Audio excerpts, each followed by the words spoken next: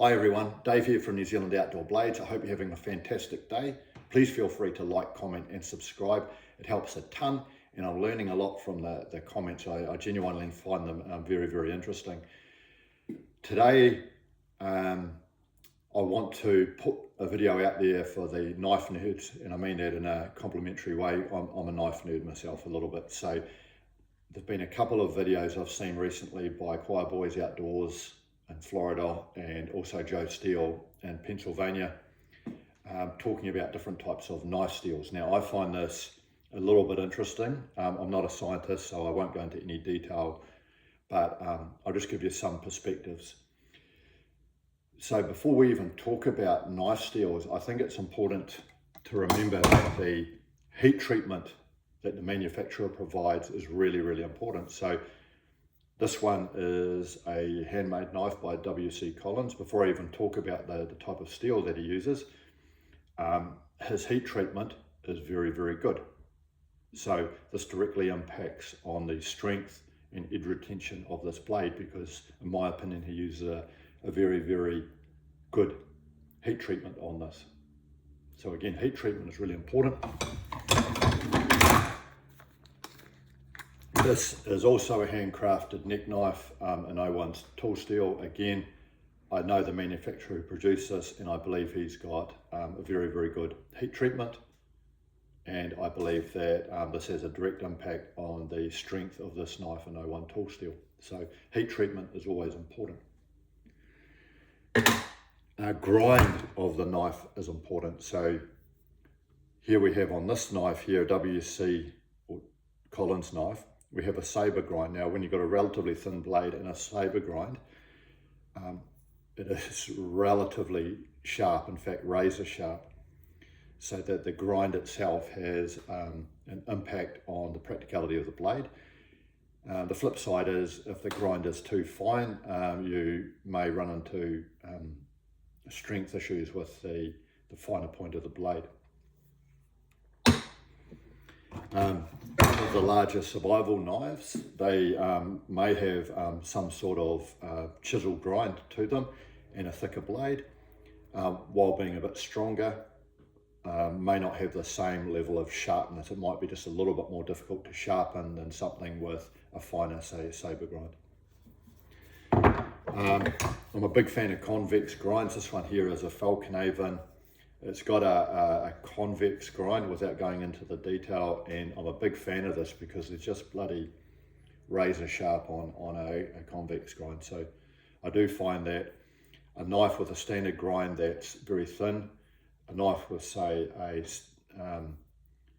convex grind, and a knife with a saber grind can be very, very sharp. Now we're talking about steels.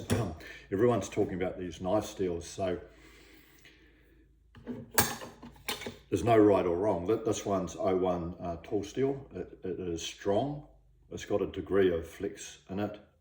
However, the corrosion resistance is a bit lower. Here's a very old high carbon steel blade. It's got a bit of flex in it. It's relatively soft. It's easy to sharpen.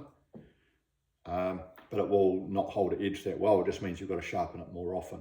And that's a really important point. A friend of mine is a butcher and he cuts up sheep for a living and cattle and deer.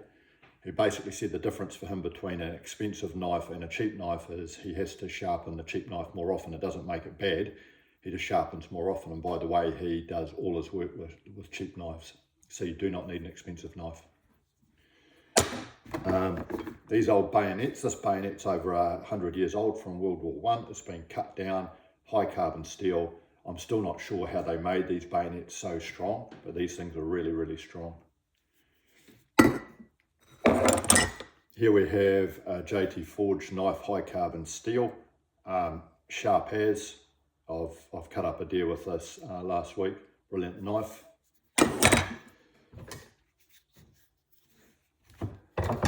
This one here, handcrafted 1075 high carbon steel, made over a forge in Nepal.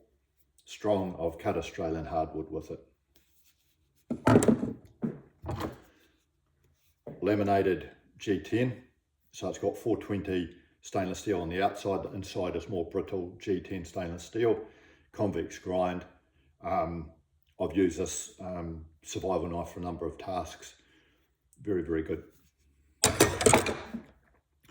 Moving on to, dare I say it, what they call super steel. So I've got one Falconhaven survival knife in Almax, which people loosely call a super steel.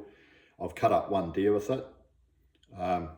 What I will say is that it has got superior edge retention. I was very, very impressed when I cut up a deer that it was still basically razor sharp at the end of cutting up that deer. And this one here is a type of stainless steel called AEBL.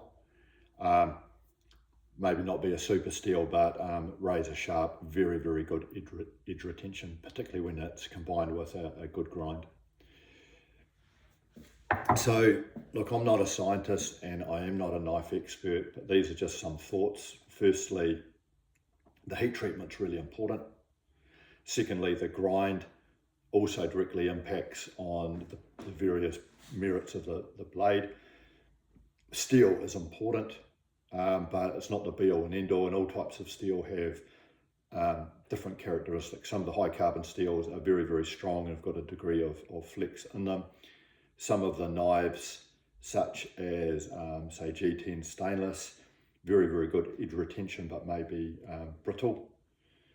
There is no right or wrong. And to quote my friend who's a butcher, he said the only difference for him between an expensive steel and a cheaper steel is he's got to sharpen the cheaper steel more often, but that's what he actually uses. He prefers that to an expensive one. So just some thoughts here. I would love to hear what you think. And again, I'm not a scientist or a knife expert, so please weigh in with your thoughts and comments.